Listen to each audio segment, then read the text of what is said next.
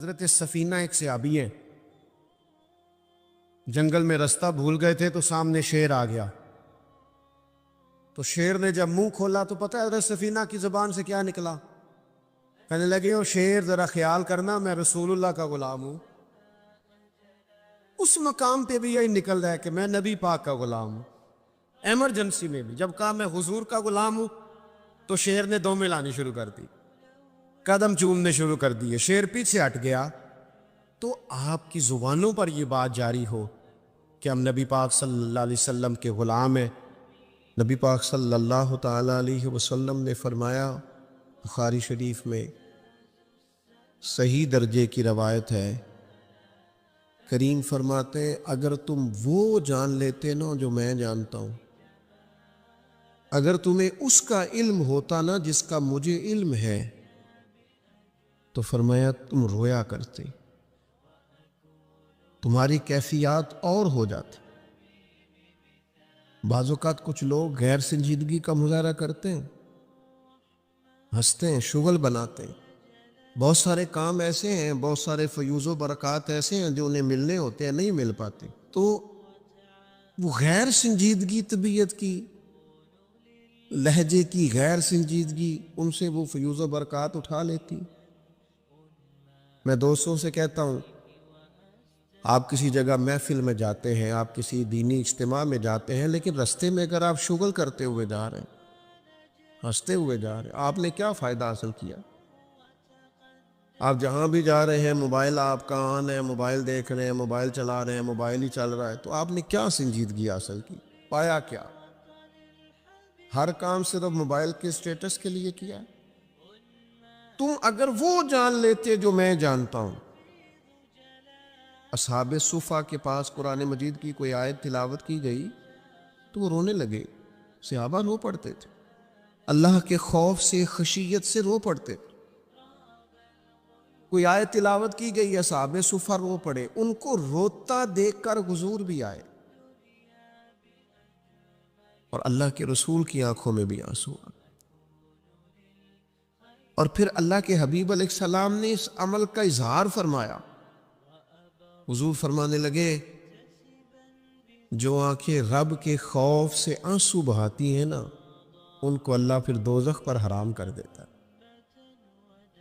پھر وہ جہنم میں نہیں جایا کرتا. اللہ کے خوف سے چھلک پڑی، جذبات ابل کر باہر آ گئے. سعادت مند لوگ ہوتے ہیں، سعادت مند. نبی پاک علیہ السلام نے فرمایا، ترمذی میں موجود ہے، حضور فرماتے ہیں 3 باتیں خوش بختی کی علامت ہے. یا رسول اللہ صلی اللہ تعالی علیہ وسلم کون سی؟ ایک تو حضور نے فرمایا اللہ سے ڈرو، اور دوسرا فرمایا بلا وجہ اپنے گھر سے نہ نکلو، اور تیسرا فرمایا اپنے گناہوں پر رویا کرو. اگر تمہیں رونا آ جاتا ہے تو یہ سعادت مندی ہے تمہارے لیے. مجھے کچھ دوست کہتے ہیں مجھے غصہ بڑا آتا ہے، تو میں کہتا ہوں مجھے بھی بڑا آتا ہے، بڑا آتا ہے، لیکن اپنے گناہوں پر آتا ہے، اپنی غلطیوں پر آتا ہے. مجھے زندگی میں جتنا غصہ آیا ہے اپنی کوتاہیوں پر آیا. جہاں جہاں مجھ سے سستیاں ہوئی ہیں مجھے ان پر غصہ آتا ہے. اور جب اپنے آپ پر غصے سے فارغ ہوں گے تو کسی اور پر بھی کر لیں گے. ابھی تو ڈھونڈتا پھرتا ہوں اے اقبال اپنے آپ کو، آپ ہی گویا مسافر، آپ ہی منزل ہوں میں.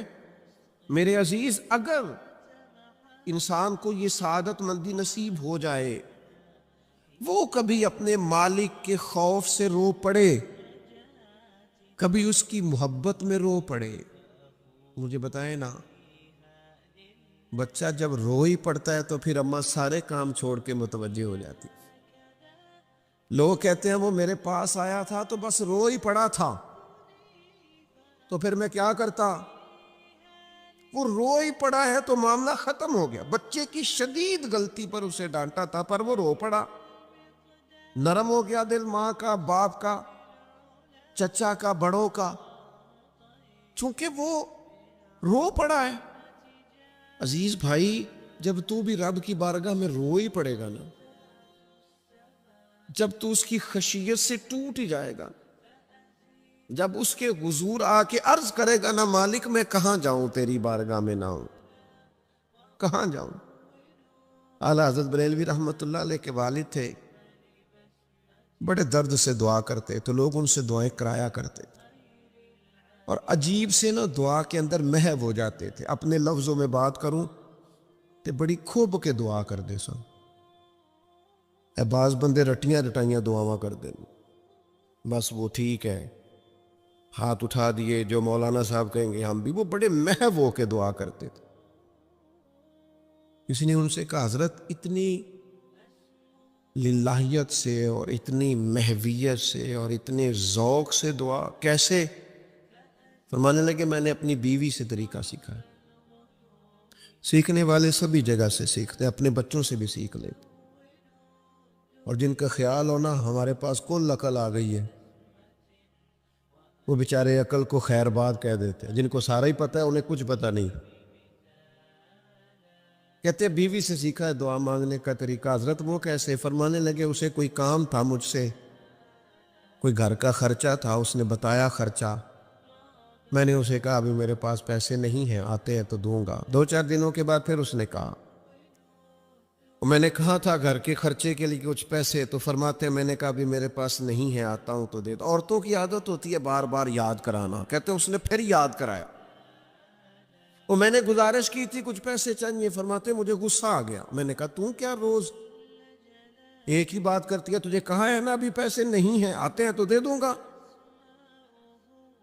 ہر روز یاد کرانے کا کیا مطلب ہے؟ ایک ہی بات کا رٹا لگایا، پیسے چاہیے، پیسے ٹھیک ہے، خرچ ہے، آپ ٹھیک کہہ رہے، پر ابھی نہیں میرے پاس۔ کہتے میں نے ڈانٹ دیا۔ سعادت مند خاتون تھی، حوصلے سے ڈانٹ برداشت کی، تو کہنے لگی غلطی ہو گئی، مجھے نہیں بار بار کہنا چاہیے تھا، آپ تو ناراض ہی ہو گئے، لیکن ایک بات یہ کہنی تھی کہ آپ ہی میرے شوہر ہیں، میں آپ سے نہ کہوں تو پھر کس سے جا کے کہوں؟ آپ سے کہنا ہے نا میرے، آپ ہے نا میرے سر کے تاج، تو کس سے اور کہوں؟ میں اور کسی سے کہوں؟ شیخ فرماتے ہیں میرے ہاتھ میں کچھ چیز تھی، ہاتھ کانپا، وہ چیز گری، چھم چھم میرے آنسو ٹپکے، چھم چھم میں رو پڑا۔ تو خاتون کہنے لگی آپ کیوں روئے، کیا ہوا؟ تو فرمانے لگے مجھے تو رب سے مانگنے کا طریقہ تو نہیں سکھا دی، جب میں اس کی بارگاہ میں عرض کروں گا نا مالک بڑے دروازوں پہ گیا ہوں کوئی نہیں میری سنتا، بڑے درد کے ساتھ میں نے کہا ہے پر فریاد کو کوئی نہیں پہنچا، اے اللہ تو ہی میرا رب ہے، پھر تجھے نہ کہوں تو کس کی بارگاہ میں جا کے کہوں؟ میں بیمار ہوں اور شفاؤں کے لیے ترس گیا ہوں، میں مقروض ہوں اور جان چھڑانے کے لیے ترس گیا ہوں، میں کمزور ہوں اور سعادت پانے کو ترس گیا ہوں، میں بے کیف ہوں اور سجدوں کی لذت کے لیے بے چین ہو گیا ہوں، میں بے کیف ہوں اور چاہتا ہوں میرا قرآن پاک کی تلاوت سے دل لگے، اور مالک جب توفیق تو دینے والا ہے تو پھر تجھ سے نہ کہوں تو میں کس سے جا کے کہوں؟ نبی پاک صلی اللہ تعالی علیہ وسلم نے فرمایا 2 آنکھیں دوزخ میں نہیں جائیں گی۔ یا رسول اللہ صلی اللہ علیہ وسلم اتنا کرم، وہ 2 آنکھیں کون سی ہیں؟ فرمایا ایک وہ جو اللہ کی راہ میں رات جاگتی رہی، کسی سرحد پر پہرا دیا، کوئی ڈیوٹی کی، کوئی خدمت کی، راہ خدا میں جو آنکھیں بیدار رہی راہ خدا میں، دوزخ میں نہیں جائیں گی۔ اور دوسرا فرمایا جو رب کی یاد میں رو پڑی،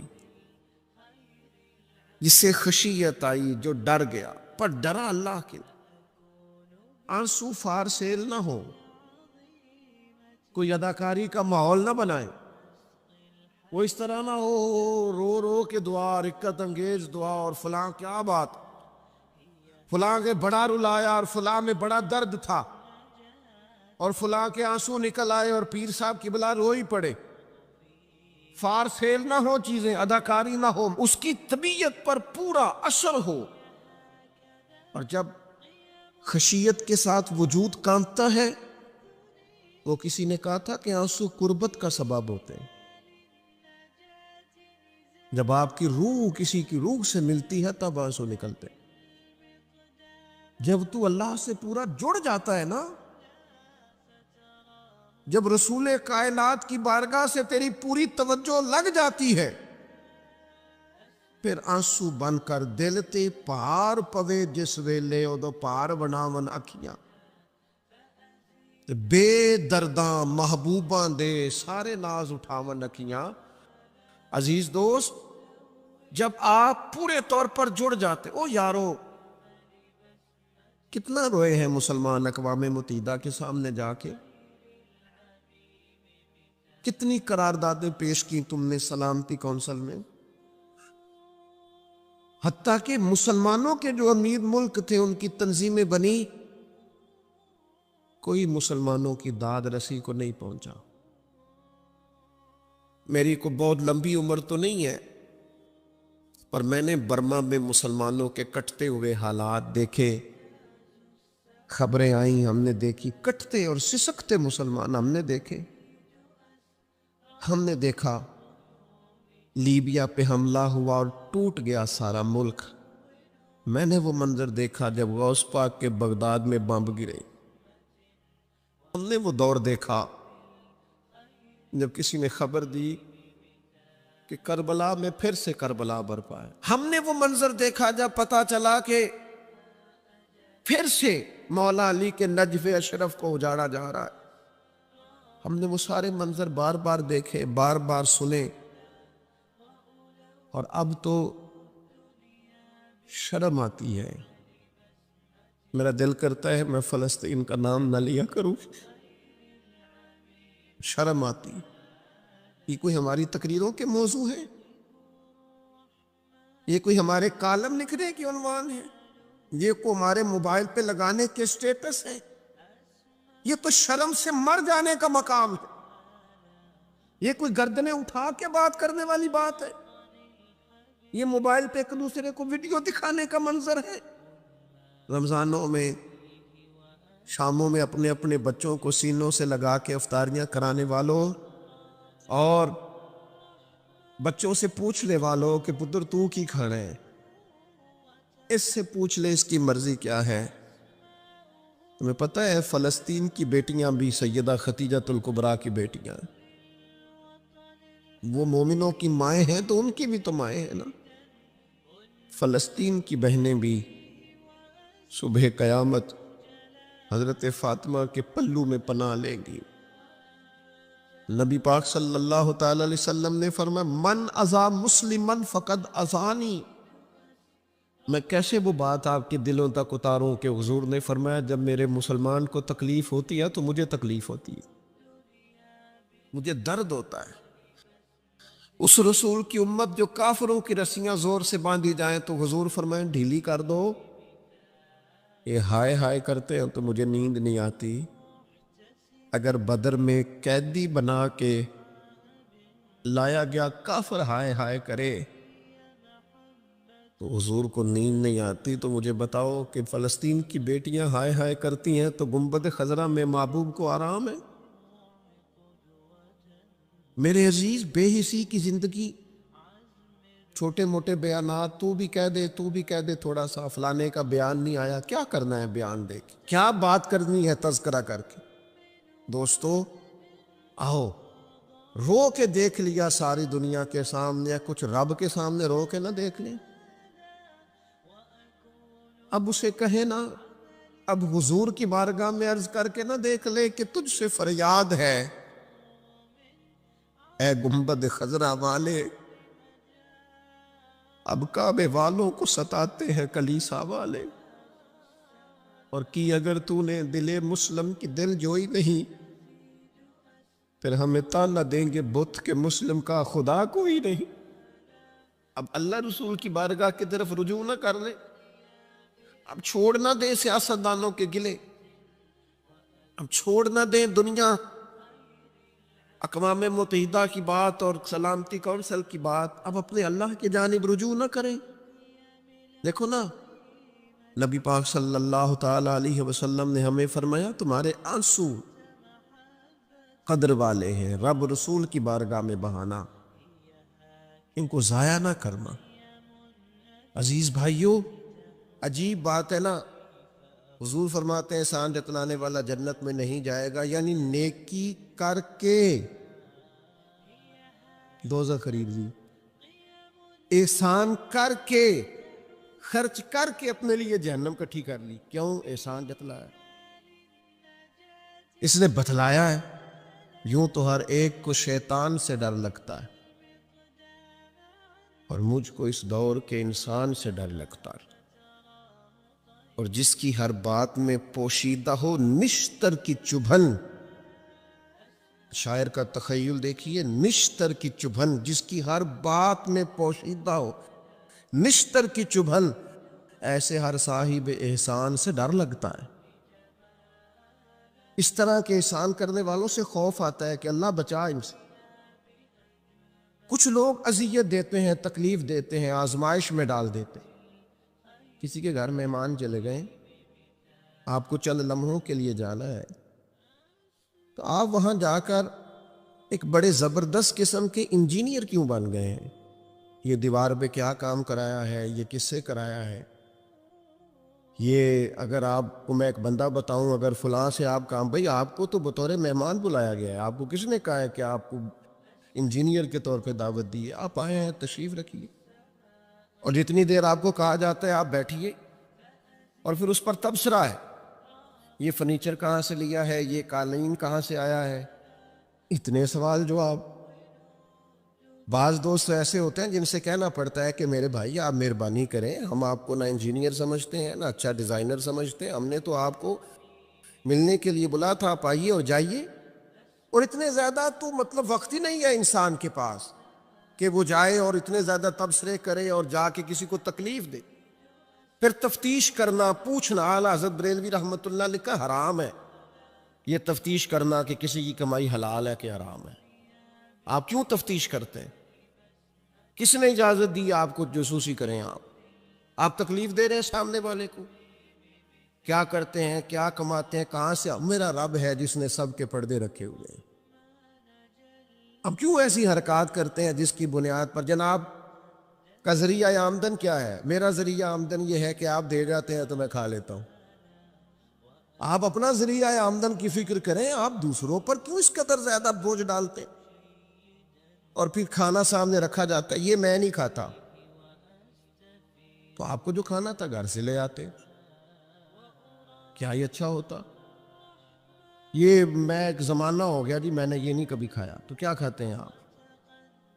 मुझे सालों बीत गए हैं सफर करते हुए, और मेरे साथ पूरी पूरी जमात ने सफर किया, हफ्तों मैं घर से बाहर रहा हूं, कोई एक शख्स नहीं, ऐसा तो नहीं कि सारी चीजें तबीयत को पसंद होती हैं, लेकिन कोई एक शख्स नहीं बता सकता कि कभी मैंने कहा हो ये मुझे पसंद नहीं, मैंने नहीं खाना, ले गया, ये मेरी तबीयत नहीं। क्यों?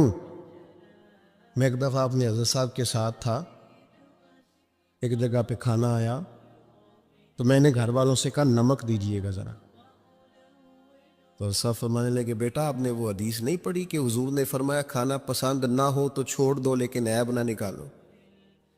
फरमाया किस मौसम के अंदर उन्होंने खाना पकाया है और तुमने उन्हें ये कह दिया तुम्हें नमक ही नहीं डालना आता? फरमाया उनके घर का जायका है, वो कम खाते हो, तुम थोड़ा ज्यादा खाते होगे नमक, बाज लोग जरा कम खाते हैं। बात तुमने ये किस तरह की हरकत की है? वो बेचारे जाके पहले वो डांटेगा कि तुमने नमक ही नहीं सही डाला, वो नमक मांग रहे हैं, क्या जरूरत थी? थोड़ा सा। वो हजरत सलमान फारसी रदी अल्लाह तआला अन्हु के घर में मेहमान आ गए, तो आपने खाना रखा, तो वो साहब कहने लगे कभी पुदीने की चटनी हो जाती ना। तो अब उनके पास पैसे नहीं थे, उनका लोटा था उनके पास पीतल का या लोहे का, ले जाके गिरवी रखा किसी के यहाँ, जो वुजू के लिए रखा हुआ था जनाब सलमान फारसी ने। फिर वो लोटा गिरवी रख के पैसे लाए, उसका पुदीना खरीदा और ला के मेहमान को दिया। तो मेहमान कहने लगा जी अल्लाह का शुक्र है हम कनात पसंद हैं, जो मिल जाए खा लेते हैं। यानी एक तो ये कि पहले फरमाइश कर दी और उसके बाद नेक बनने का ढोंग भी रचाया। भी कुछ लोगों का तरीका होता है, वो सारा कुछ करने के बाद ना, यानी 1.25 घंटे गीबतें करने के बाद कहने चलो सानू की लगे, بھئی آپ 15 منٹ ہی رہ گئے تھے، 2 گھنٹے پورے ہونے لگے تھے، ساری تو کر لی آپ نے، اب پیچھے بچا کیا ہے؟ تو وہ کہنے لگے رہی میں قناعت پسند ہوں، جو مل جائے کھا لیتا ہوں۔ تو حضرت سلمان فارسی ناراض ہوئے، جلال میں آ فرمانے لگے اگر تم قناعت پسند ہوتے تو میرا وضو کا لوٹا آج گروی نہ پڑا ہوتا۔ تم قناعت پسند ہو، اوپر سے جھوٹ بولتے ہو۔ لیکن تکلیف دینا، اذیت پہنچانا، ذہنی طور پر کسی کو ٹارچر کرنا، میری اب کبھی طبیعت خراب ہو جاتی ہے نا جی، تو چونکہ محبت کرنے والوں کی لسٹ لمبی ہے، طبیعت خراب ہو جاتی ہے تو میں بتاتا نہیں، کتنے کتنے دن خبر نہیں ہوتی، میری خواہش ہوتی ہے۔ پچھلے دنوں بھی ایک پورا دن ہاسپٹل میں گزارنا پڑا، میں نے بتایا نہیں، افواہ تھی کہ میری طبیعت خراب ہے، لوگوں نے پوچھ پوچھ کر بیمار کر دیا، نئے سرے سے بتانا پڑتا ہے ہویا کی سی۔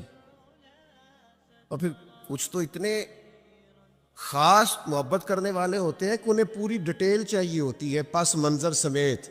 آپ حضور علیہ الصلوۃ والسلام نے فرمایا بہترین عیادت وہ ہے جو جلدی ہو، نہیں تھوڑی دیر کے لیے مریض کے پاس جائیں، یہ بہقی میں حدیث موجود ہے۔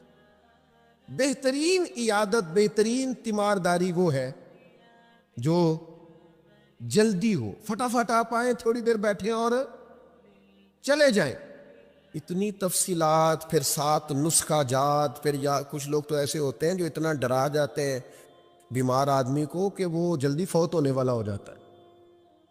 اس کہتے ہیں فلانے کو بھی یہ مرض تھا بیچارہ، 4 بچے ہیں، فوت ہو گیا۔ آپ کو تو کہا تھا تسلی دیتے، مریض سے دعا کراتے، پھر ضد کریں گے، اصرار کریں گے، یہ کھا لیں، کھائیں گے تو اٹھیں گے، تھوڑا سا تو لیں۔ اللہ کے بندے، نبی کریم علیہ السلام نے فرمایا بیمار سے ضد نہ کرو، اسی اللہ کھلا پلا دیا کرتا ہے۔ تم ضد کر رہے ہو، اصرار کر رہے ہو، تکلیف دے رہے ہو، اذیت پہنچائی جاتی ہے۔ بڑے درویش آدمی تھے حضرت سری سختی، کبھی کسی سے سخت جملہ نہیں کہا۔ آپ بیمار تھے، ایک صاحب تیمارداری کرنے آ گئے، آپ کا خیال تھا کہ وہ ہو گئی تیمارداری، وہ جائیں۔ کئی لوگ ان کے بعد آئے چلے گئے، آئے چلے گئے، لیکن بیٹھے ہوئے ہیں، جا ہی نہیں رہے۔ تو حضرت سری سختی رحمۃ اللہ تعالیٰ علیہ، اب بعض دفعہ مروت ایسی ہوتی ہے کہ بندہ اپنی زبان سے معزز آدمی کہہ نہیں پاتا، لیکن وہ چونکہ تکلیف میں تھے، سردی کا موسم تھا تو دروازہ کھلا رہ گیا، تو وہ صاحب کہنے لگے حضور دروازہ بند کر دوں، ٹھنڈ آ رہی ہے۔ تو فرمانے لگے کر دیجئے، لیکن اگر کبھی باہر سے کر دینا تو ذرا زیادہ بہتر ہو جائے۔ معنی یہ تھا کہ آپ تشریف لے جائیں، چلے جائیں نہیں کہتے بزرگ۔ آپ کچھ لوگ ایسے ہوتے ہیں انہیں رخصت بھی ذرا اعزاز کے ساتھ کرنا پڑتا ہے۔ آپ تشریف لے جائیں اور دروازہ باہر سے بند کر دیں تاکہ ہوا بھی نہ آئے اور آپ جیسا کوئی پکا مہمان دوبارہ بھی نہ آئے۔ تشریف لے جائیں، تکلیف نہیں دیں، اذیت نہ دیں کسی شخص کو کسی بھی طرح سے پریشان۔ ایک ہمارے ہاں اور بڑا مسئلہ ہے، میں تو مذاق کر رہا تھا۔ مذاق کیا ہوتا ہے؟ مذاق تو جاہلوں کا کام ہے۔ یہ موسیٰ علیہ السلام کی قوم نے کہا کہ ایک شخص کا انتقال ہو گیا ہے تو ہمیں بتایا جائے کس نے قتل کیا ہے، تو جناب موسیٰ علیہ السلام نے فرمایا گائے ذبح کرو۔ تو ان لوگوں نے کہا آپ ہم سے مذاق کرتے ہیں، اتتخذونہ ہزوا، آپ ہم سے مذاق کرتے ہیں؟ تو فرمایا اعوذ باللہ ان اکون من الجاہلین، میں اللہ کی پناہ چاہتا ہوں کہ میں جاہلوں میں سے ہو جاؤں۔ مذاق کرنے کو جناب موسیٰ نے، قرآن مجید کا پہلا پارہ کہتا ہے جاہلوں کا کام کہا ہے۔ مذاق ٹھیک ہے، دل لگی ٹھیک ہے، یعنی آپ خوش طبی کریں۔ مذاق تو کسی کے عیب کا ہوتا ہے، تیری آنکھ کس طرح کی ہے، تیری ناک چپٹی ہے، یہ مذاق ہوتا ہے۔ کسی کے رنگ کو لے کر، کسی کے قد کو لے کر، کسی کی توتلی زبان کو لے کر، یہ جاہلوں کی علامت۔ آپ دل لگی کریں، حضور بھی دل لگی فرماتے، مسکراتے دل لگی کریں، اس میں کسی کو تکلیف نہیں ہوتی، کسی کا عیب نہیں اچھلتا، کوئی بات ایسی خوشی کی آپ اس پہ خوش ہو جائیں۔ لیکن آپ یہ جو رویے ہمارے ہاں پائے جاتے ہیں یہ مذاق ہے، اور مذاق شریعت میں جاہلوں کی علامت ہے۔ حضور فرماتے ہیں قیامت والے دن وہ لوگ جو لوگوں کا مذاق اڑاتے تھے، تکلیف دیتے تھے، قیامت والے دن ان کے ساتھ یہ معاملہ ہوگا کہ جنت کا دروازہ ان کے لیے کھولا جائے گا، پھر بند کر دیا جائے گا، پھر کھولا جائے گا، پھر بند کر دیا جائے گا، پھر کھولا جائے گا، اور پھر دوبارہ وہ کہیں گے یہ کیا ہو رہا ہے؟ تو انہیں کہا جائے گا تمہارے اس مذاق کی تمہیں سزا دی جا رہی ہے جو دنیا میں تم اللہ کے بندوں کے ساتھ کرتے تھے۔ تکلیف دیتے ہیں لوگ۔ یہ کچھ سال پہلے کی بات ہے، آپ کو پتہ ہے ہمارے ہاں کیپرل فول بھی منایا جاتا ہے، جھوٹ بولنے کا دن موز۔ ایک صاحب تھے بیچارے ہارٹ پیشنٹ، یہ پنجاب کا ہی واقعہ ہے، تو ان کو فون کر دیا کہ تمہارا بھائی ایکسیڈنٹ میں فوت ہو گیا ہے، کسی نے مذاق کیا، تو بیچارے ہارٹ پیشنٹ تھے، خبر سن کے ان کو پھر ہارٹ اٹیک ہوا، اللہ کو پیارے ہو، اور بعد میں پتہ چلا کہ کسی نے مذاق کیا، بھائی تو بالکل ٹھیک ٹھاک، آپ کے ایک مذاق نے کسی کی جان لے لی، گھر اجڑ گیا، عورت بیوہ ہو گئی، بچے یتیم ہو گئے، اور آپ مذاق کر رہے تھے، تکلیف دے رہے تھے، آپ آزمائش میں مبتلا کر رہے تھے۔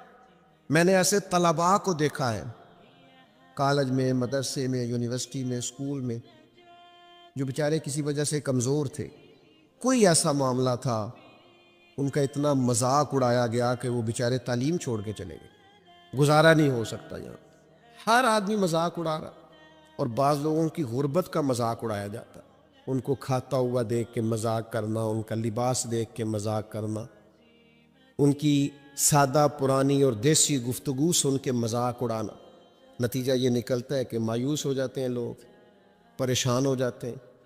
ایسا نہیں کریں، یہ تکلیف نہ دیں کسی مسلمان کو، اذیت میں مبتلا نہ کریں، ذہنی طور پر ٹارچر نہ کریں، آپ کوئی ایسا کام نہ کریں جس سے بار بار آزمائش ہو۔ کچھ لوگ زندگی میں گناہ کرتے ہیں، اللہ معاف کرے غلطیاں ہو جاتی ہیں، پھر وہ لوگ توبہ کر لیتے ہیں، اور یہ توبہ اللہ کو اتنی پسند ہے کہ حضور فرماتے ہیں کسی کا اونٹ مال سمیت غائب ہو جائے اور وہ شخص ڈھونڈ ڈھونڈ کے تھک جائے اور مایوس ہو جائے، اور پھر وہ اونٹ اسے مل جائے، اسے اتنی خوشی نہیں ہوتی جتنی بندہ مومن کی توبہ پر رب کریم کو خوشی ہوتی ہے۔ کتنا بڑا انعام ہے۔ حضور فرماتے ہیں ہر شخص خطا کار ہے، پر بہترین خطا کار وہ ہے جو توبہ کرتا ہے خطا کار پر بہترین خطا کار۔ کیا بات ہے اس کی خطا کی، جو خطا کرتے ہی رو پڑا ہے، اللہ کے حضور توبہ کر رہا ہے، لیکن لوگ مذاق اڑاتے ہیں لوگوں کے گناہوں کا۔ وہ توبہ کر چکے ہیں، وہ چھوڑ چکے ہیں، وہ اس راہ سے ہٹ چکے، لیکن مذاق کرنا، مذاق اڑانا، تکلیف دینا، اذیت میں مبتلا کرنا۔ حضور علیہ الصلوۃ والسلام نے فرمایا کسی شخص سے کبھی کوئی گناہ کیا پھر اس نے توبہ کر لی، فرمایا جس نے دوبارہ اسے اس کا گناہ یاد کرایا، اللہ یاد کرانے والے کو سزا دے گا مرنے سے پہلے پہلے یہ اس گناہ کے اندر مبتلا ہو جائے۔ مسلم شریف میں موجود، اس کو سزا ملے، ٹارچر نہیں کریں، تکلیف نہیں دیں، ذہنی طور پر لوگوں کو اذیت میں مبتلا نہ کریں، اور پھر رشتے دیکھے جاتے ہیں ہمارے ہاں، تو اس قدر زیادہ مطلب آزمائش میں ہم لوگوں کو مبتلا کر دیا جاتا ہے، اس قدر زیادہ آزمائش میں ہمارا چونکہ دیہاتوں سے تعلق ہے، تو پرانی خواتین کبھی جاتی تھی نا رشتہ دیکھنے کے لیے بیٹے کا، ان سے کہا جاتا تھا کہ آپ کو وہاں رشتہ نہیں کرنا، تو کہتی تھی نہیں ہم نے نہیں کرنا، تو کہتے تھے بھئی آپ بتائیں کیا وجہ ہے، تو وہ کہتی تھی وجہ کوئی نہیں بتانی، اس لیے کہ میرے گھر میں بھی بیٹی ہیں، میں کوئی وجہ نہیں بیان کروں گی، میں کسی کی بیٹی کا عیب کیسے بیان کروں، لیکن میں نے اخبار میں اس بیٹی کا تذکرہ بھی پڑھا جو پچھلے 2.5 سالوں سے اس لیے مینٹل ہاسپٹل میں زیر علاج ہے کہ کوئی 50 سے زیادہ لوگ رشتہ دیکھنے آئے، کسی نے کہا ذرا چل کے دکھاؤ، تو کسی نے کہا ذرا بول کے دکھاؤ، تو کسی نے کہا کہ اگر قد 2 انچ بڑا ہوتا۔ اتنی تکلیف، اتنی اذیت. اور اس دین کے ماننے والے جو دین ہمیں سبق دیتا ہے کہ بیٹیاں اور بہنیں ہوتی برابر ہیں، وہاں یہ رویہ ہمارا. اور زیادہ تر ان لوگوں کا معاملہ جن کے پاس نیا نیا پیسہ آیا، نئی نئی دولت آئی، اب ان کو سمجھ نہیں آ رہی کہ وہ کیسے اپنے آپ کو زمین سے اٹھا کے آسمان تک لے جائے. خدا کے بندو، اس طرح کی اذیت، اس طرح کی تکلیف، اس طرح کا لہجہ جس سے سامنے والا نفسیاتی بوجھ کے نیچے دب جائے، یہ بندہ مومن کی شان نہیں ہے. کبھی بھی ایسا نہ کرے. اجلی اجلی سونی سونی صاف ستھری بات کرے. مومن کی شان یہ ہے کہ سب کچھ ہو سکتا ہے، پر مومن جھوٹا نہیں ہوا کرتا، وہ بددیانت نہیں ہوتا، وہ کسی کو تکلیف نہیں دیتا، اذیت نہ دے، پریشان نہ کرے. گھنٹوں بیل بجا رہا ہے گلی سے گزرنے والا آدمی، لیکن صاحب گاڑی لگا کے چلے گئے، انہیں پتہ ہے دوسری گاڑی نہیں گزرے گی، لیکن وہ اذیت دے رہے ہیں. ایک چور اوپر سے سینہ زور، اگر وہ باہر نکلے ہیں کہ آپ کو جانا ہے اور سامنے گاڑی لگی ہوئی تو وہ نکل کے کہتے ہیں کوئی آگ بجھانی ہے آپ نے، جا کے فائر بریگیڈ کی گاڑی پہ بیٹھے. نہیں جناب، آگ نہیں بجھانی، لہذا آپ آرام کریں، لگی رہنے دے گاڑی. پتہ ہے آپ کو نبی پاک علیہ السلام نے رستے بند کرنے سے منع فرمایا، رستوں کے نشان مٹانے والوں پر لعنت فرمائی. جہاں جہاں لکھا ہوتا ہے نا لاہور اتنے کلومیٹر دور ہے، وہاں اشتہار لگا جاتے ہیں لوگ. آپ کو پتہ ہے یہاں اشتہار لگانا منع ہے، رستوں کے نشان مٹانے والے کو ملعون کا ہے حضور. تکلیف دے رہے اللہ کے بندوں کو، آزمائش میں ڈال رکھا ہے. اللہ تعالیٰ مجھے اور آپ کو عمل کی توفیق عطا فرمائے.